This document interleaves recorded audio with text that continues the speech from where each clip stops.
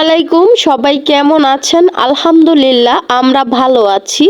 তো প্রতিদিন মাছ তরকারি এগুলা রান্না করি, তরকারি থেকে যায় ফালানি যায়, যার কারণে খুব খারাপ লাগে এগুলো আমার। তাই ভাবলাম আজকে কোনো তরকারি রান্না করব না, আজকে ডালের বড়া খাবো একটু ঝাল ঝাল করে। তাই আমি মুসুরির ডাল দিয়ে ডালের বড়া করতেছি, তোমরা দেখতেই পাচ্ছ। এখানে আমি একটা ইলিশ মাছ নিয়েছি, এগুলা এখন আমি হলুদ লবণ দিয়ে একটু মাখিয়ে নিব। ডালের বড়া তো আমার ভাজা হয়ে গেছে, সেই কড়াইতে আমি সরিষার তেল দিয়ে দিলাম।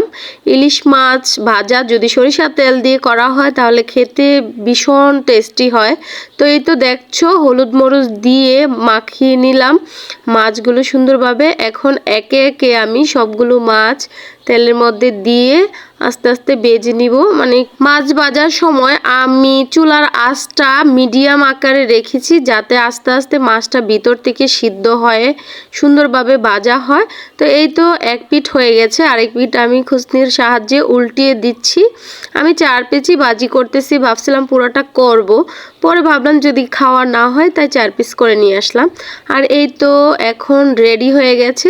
আমি সবসময় ইলিশ মাছ ভাজলে সরিষার তেল দিয়ে ভাজি, আর সরিষার তেল দিয়ে যদি ইলিশ মাছটা ভাজা হয় তাহলে খেতে কিন্তু ভীষণ ভালো লাগে, আর একটু তেল নেওয়া যায় খেতে। তো এই তো দেখছো কতগুলো মরিচ নিছি, তাই না? জাল আমি অনেক পছন্দ করি, তোমরা কি খাবা? চলে আসো। তো এই তো আমার খাবার রেডি, এখন আমি খাবো। আমি 2টা বড় বড় মরিচ নিছি, আবার এগুলো 2টা নিছি, ইলিশ মাছও 2টা নিছি।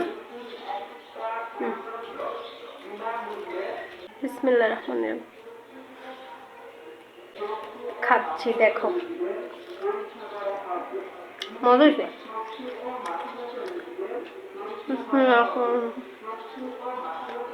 গরম